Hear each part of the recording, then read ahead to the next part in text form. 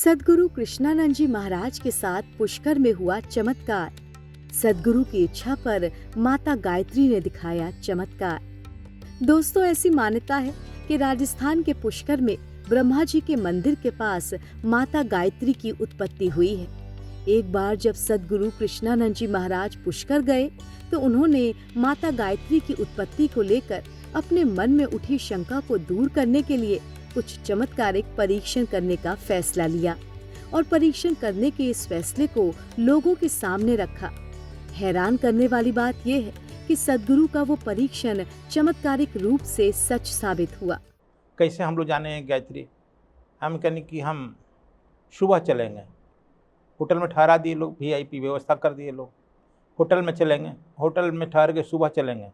सूर्य जब निकलता है, सविता है, ये निकलता हुआ सूर्य से प्रकट हुई। मैं वहाँ चलूँगा और जी वहीं निकलते हुए सूर्य की तरफ देखूँगा और डुबकी लगाऊँगा, 3 डुबकी। प्रथम डुबकी में सूर्य डूब जाएगा, तीनों डुबकी में डूबा रहेगा। चौथा डुबकी के बाद मैं बाहर निकलूँगा, फिर सूर्य बाहर आ जाएगा, तो मैं समझ जाऊँगा कि यह गायत्री का स्थल है। अरे ये कैसे? कहा कि पहला प्रमाण आप लिख लीजिए, मैं नहीं जानता हूँ कैसे। मैं कह दिया मैं प्रथम बार आया हूँ, ये लोग लाए। दूसरी प्रमाण, मैं गए यहाँ पर ब्रह्मा जी का मंदिर है, मैं चलूँगा मंदिर में, मंदिर के पीछे ही मैं बैठ जाऊँगा। तब जब तक से ब्रह्मा के मुख्य पुजारी महंत आएंगे नहीं ले जाने, मैं उनके मंदिर में नहीं जाऊँगा, लौट आऊँगा। तो कैसे ले आएंगे? आप फोन किए हैं? हमने कोई परिचय नहीं, प्रथम बार आऊँ। तो लोग भी फोन मत करना, मैं आ रहा हूँ कोई पर।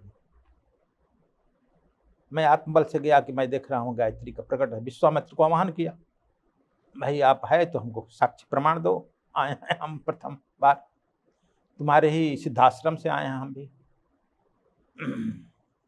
सिद्धाश्रम में ना उनका तपस्थल था बक्सर।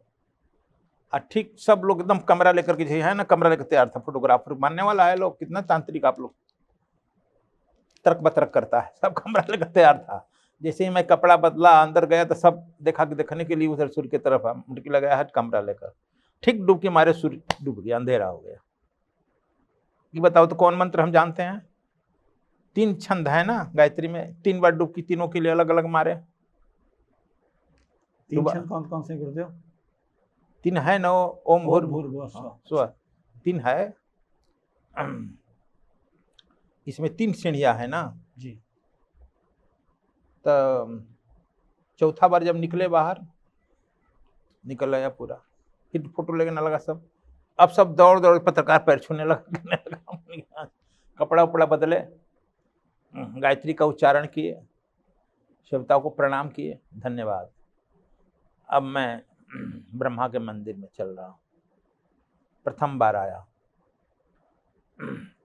मंदिर में कह कि उधर से द्वारा है महाराज, चलिए हमने पीछे पीछे यही ना है मंदिर का, पीछे बैठ जाता हूँ, इधर किसी का ध्यान नहीं आएगा ना। ठीक 10 मिनट ही खड़े रहे होंगे, बैठे भी नहीं बैठने दिया, सब घेर करके अपना खड़ा तक देखते हैं। एक मोटा ताजा एकदम मोटा आदमी होता है ना पूजा, जितना मोटा आदमी उतना महंत बड़ा। महंत जी आए, आग एकदम फटाक साष्टांग प्रणाम हो गए। हम तो सफेद में था, लाला। हाँ ये क्या महाराज, चलिए अंदर। हमने क्यों अंदर जहाँ हमसे आपका परिचय नहीं है, हम नहीं जानते हैं। तब हमारा बाप थप्पड़ मारा है, तुम्हारा बाप आया, जा लाओ। अब मैं चौंक गया कि मेरा बाप कहाँ? तब चारों ओर देखे कि आप पीछे खड़े हैं। तब पीछे मेरा नजर गया तो हाँ यही वही है, जाओ। महाराज जी अंदर ले गए।